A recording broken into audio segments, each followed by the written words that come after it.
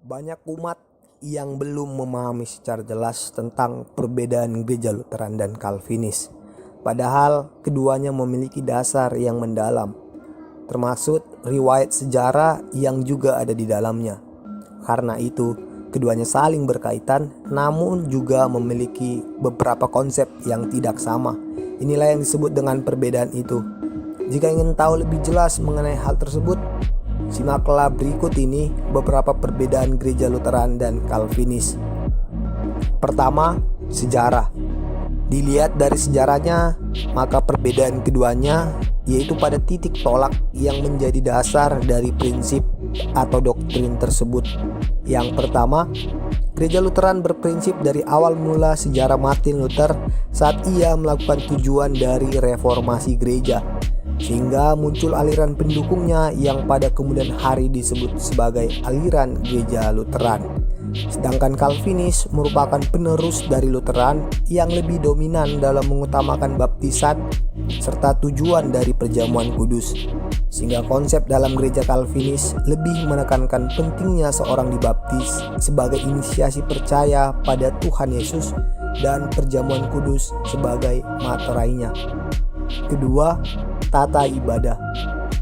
Di samping dari sisi sejarah, keduanya juga memiliki sedikit perbedaan ketika ditinjau dari tata ibadah. Jika gereja Lutheran umumnya lebih mengutamakan ayat Alkitab tentang hari Sabat milik Tuhan yang disampaikan, sehingga tata cara ibadahnya tidak terbatas dengan cara-cara yang tetap sesuai dengan firman di dalam Alkitab.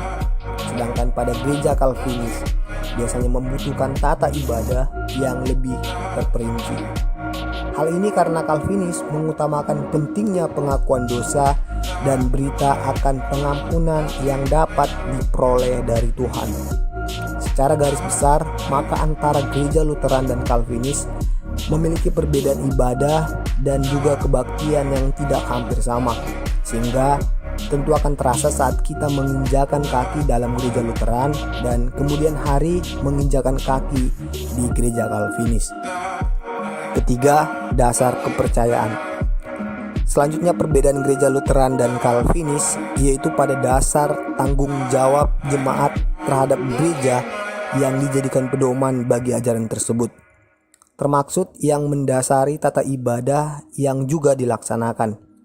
Biasanya pada aliran gereja Lutheran akan mengutamakan konsep bahwa penyelamatan Tuhan itu berdasarkan anugerah dan karunia.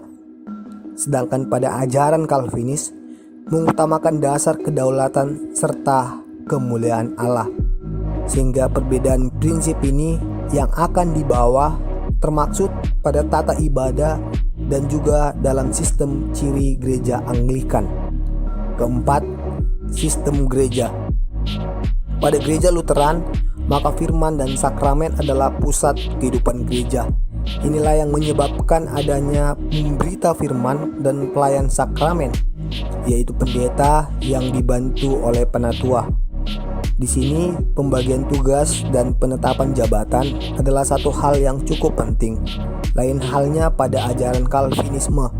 Pada gereja Calvinis ada beberapa jabatan, tidak hanya pendeta dan penatua, namun pada intinya ada 4 jabatan yang cukup penting di dalam gereja. Selain perbedaan pendeta dan adanya jabatan penatua, maka ada pula jabatan sebagai pengajar dan diaken. Di sini seorang pengajar bertugas untuk melakukan kegiatan pengajaran kepada jemaat dalam meneguhkan iman mereka.